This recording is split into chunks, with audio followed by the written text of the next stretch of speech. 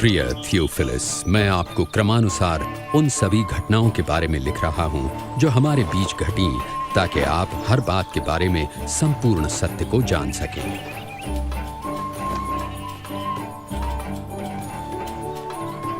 जिन दिनों अगस्तुस कैसर रोम का शासक और महान हेरोदेस यहूदिया का राजा था, परमेश्वर ने नासरत शहर की एक कुंवारी के पास जिब्राइल स्वर्गदूत को भेजा। उस कुंवारी का नाम था मरियम।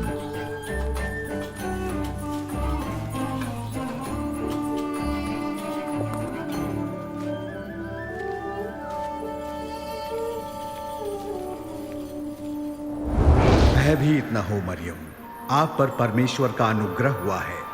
आप गर्भवती होंगी और एक पुत्र उत्पन्न होंगे और आप उनका नाम यीशु रखना। ये कैसे हो सकता है? मैं तो कुंवारी हूँ।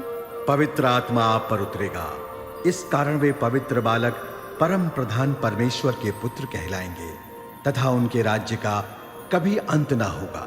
मरियम यहूदिया के एक नगर अपनी चचेरी बहन एलिशिबा के पास गई, जो स्वयं अद्भुत रूप से गर्भवती थी। एलिशिबा, मरियम, बहन मरियम,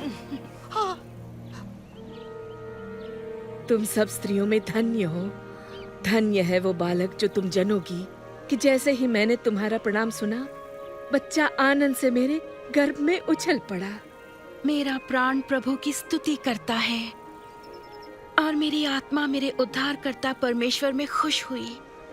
अब से सब युग के लोग मुझे धन्य कहेंगे।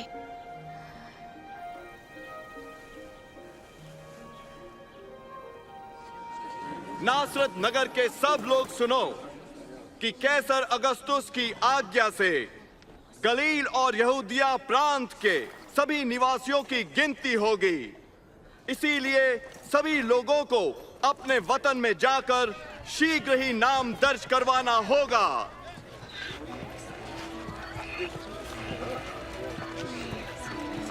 और मरियम अपने मंगेतर यूसुफ के साथ नाम लिखाई के लिए यहूदिया के नगर बेतलहम गईं।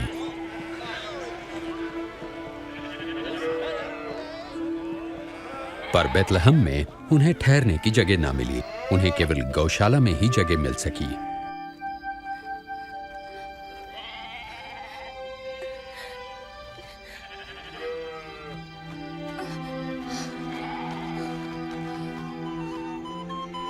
देश के उस भाग में कुछ चरवाहे रात के समय अपनी भेड़ों की देखभाल कर रहे थे। तभी परमेश्वर का स्वर्गदूत प्रकट हुआ और परमेश्वर के तेज ने उन्हें घेर लिया। आज के दिन दाऊद के नगर में तुम्हारे लिए एक उद्धारकर्ता जन्मे हैं, अर्थात मसीह प्रभु।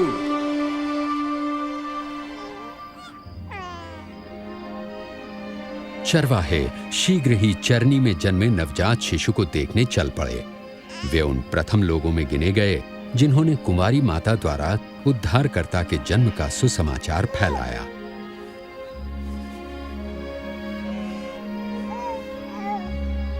एक हफ्ते बाद जब बालक के खतने का समय आया तो उसका नाम यीशु रखा गया। यूसुफ और मरियम बालक को परमेश्वर के सम्मुख प्रस्तुत करने यरूशलेम ले गए। आराधनालय में शिमोन नामक एक धर्मी और भक्त पुरुष थे, जिन्हें पवित्र आत्मा से आश्वासन मिला था कि जब तक वे बालक मसीह का दर्शन न कर लें, मृत्यु को न देखेंगे। परमेश्वर, अब आप अपने सेवक को अपने वचन अनुसार शांति से अपने पास बुला ले।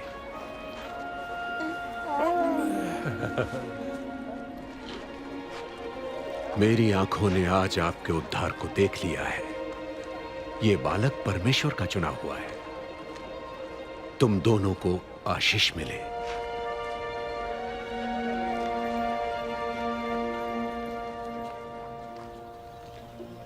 मूसा की व्यवस्थानुसार जब वे धार्मिक कर्तव्यों को पूरा कर चुके तो यरूशलेम से वापस नासरत लौट आए। जब यीशु 12 वर्ष के हुए तो मरियम और यूसुफ उन्हें फसह के पर्व के लिए यरूशलेम ले गए। लौटते समय उन्होंने सोचा कि बालक यीशु उनके साथ है, परंतु यीशु पीछे ही छूट गए थे। उन्हें ढूंढने के लिए वापस शहर लौटे और तीसरे दिन यीशु को आराधनालय में धार्मिक गुरुओं के साथ वार्तालाप करते पाया। ये किसका पुत्र है जो ऐसे प्रश्न पूछता है? हम नासरत से हैं। हमने सोचा ये हमारे साथी है। कृपया आप इसे क्षमा कीजिए। बालक यीशु की बातों ने सबको चकित कर दिया।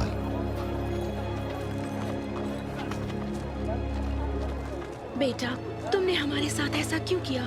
तुम्हें ढूंढते ढूंढते तुम्हारे पिताजी और मैं कितने चिंतित थे। आप मुझे क्यों ढूंढते थे? क्या आप नहीं जानते कि मुझे परमपिता के कार्यों को पूरा करना है?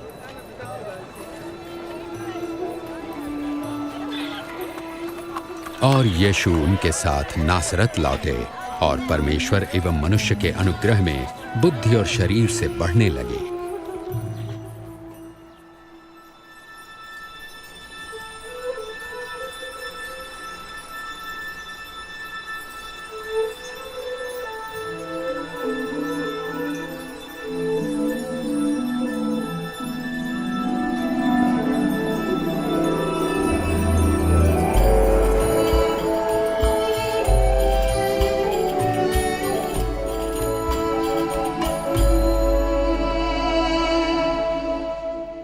सम्राट तिबिरियुस के राज्य के 15वें वर्ष में पैंतुस पिलातुस यहूदिया का शासक था और हेरोदेस गलील का राजा। हन्ना और कैफा महायाजक थे। रेगिस्तान में परमेश्वर का वचन यूहन्ना को प्राप्त हुआ और वे यरदन नदी के आसपास के प्रदेशों में पापों की क्षमा तथा पश्चाताप के बपतिस्मे का प्रचार करने लगे। अपने पापों से पश्चाताप करो और बपतिस्मा लो तो परमेश्वर तुम्हारे पाप क्षमा करेंगे, जैसे यशाया भविष्यवक्ता की पुस्तक में लिखा है। रेगिस्तान में कोई पुकार रहा है, प्रभु के लिए मार्ग तैयार करो। प्रभु की यात्रा के लिए सीधा मार्ग बनाओ। हर एक घाटी अवश्य भरी जाए, हर एक पहाड़ और टीला समतल किया जाए। टेढ़े मेढ़े मार्ग सीधे करो और उबड़ खाबड़ मार्ग सपाट, और सारी मानव जाति परमेश्वर के उद्धार को देखेगी। हम क्या करें? हाँ, हमें बताएं हम क्या करें? हे सांप के बच्चों, बताइए हम क्या करें? हमें बताएं हम किस मार्ग पर जाएं? अगर किसी के पास 2 कमीजें हैं, वो एक उस मनुष्य को दे जिसके पास नहीं है, और जिसके पास भोजन है वो अवश्य बांटे। हे गुरु, हम चुंगी लेने वाले हैं, हम क्या करें? निर्धारित से अधिक चुंगी तुम मत लो। और हमें बताएं, हमें क्या करना चाहिए? किसी से भी जबरन धन मत लो और न किसी पर झूठा दोष लगाओ। अपनी कमाई में संतुष्ट रहो।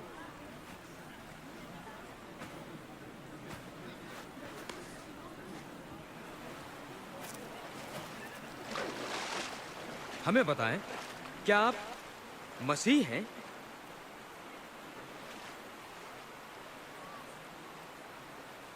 मैं तुम्हें पानी से बपतिस्मा देता हूं, परंतु एक आ रहे हैं जो मुझसे कहीं अधिक महान है। मैं तो उनके जूतों के बंधन खोलने लायक भी नहीं। वे तुम्हें पवित्र आत्मा और आग से बपतिस्मा देंगे।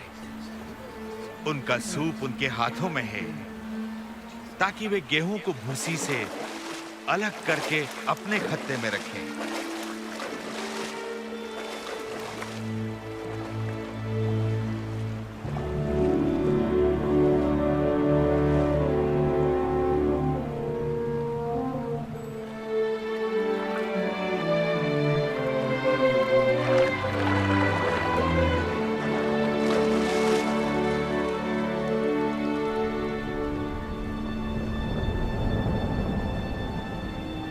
और पवित्र आत्मा कबूतर के रूप में यीशु पर उतरा।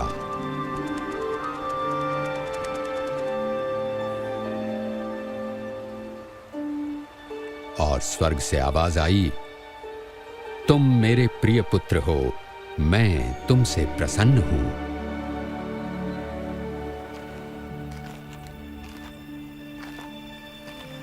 लगभग 30 वर्ष की आयु में यीशु ने अपनी सेवा आरंभ की। पवित्र आत्मा से परिपूर्ण यीशु यरदन से लौटे। आत्मा से प्रेरित वो 40 दिन तक बयाबान में रहे, जहां शैतान उनकी परीक्षा करता रहा। इस बीच उन्होंने कुछ नहीं खाया।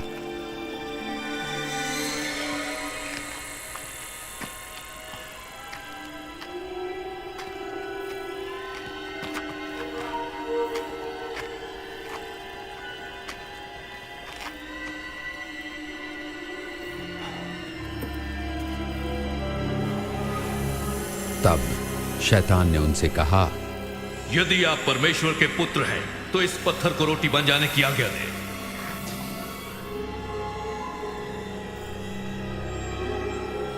ये लिखा है, मनुष्य केवल रोटी ही से नहीं पर परमेश्वर के हर वचन से जीवित रहेगा।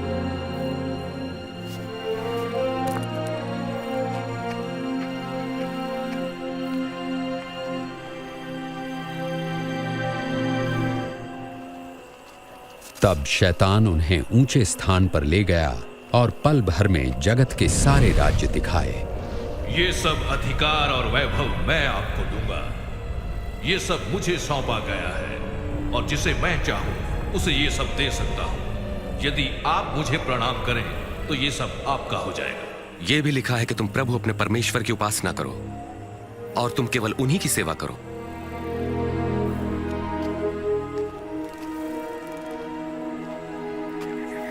फिर शैतान उन्हें यरूशलेम आराधनालय के गुंबद पर ले गया। यदि आप परमेश्वर के पुत्र हैं तो अपने आप को यहां से गिरा दें, क्योंकि पवित्र शास्त्र में लिखा है कि परमेश्वर अपने स्वर्गदूतों को आज्ञा देंगे कि वे आपकी रक्षा करें। वे आपको हाथों हाथ उठा लेंगे ताकि आपके पांव को पत्थर से ठेस तक न लगे। धर्मशास्त्र कहता है, तुम प्रभु अपने परमेश्वर की परीक्षा न करो।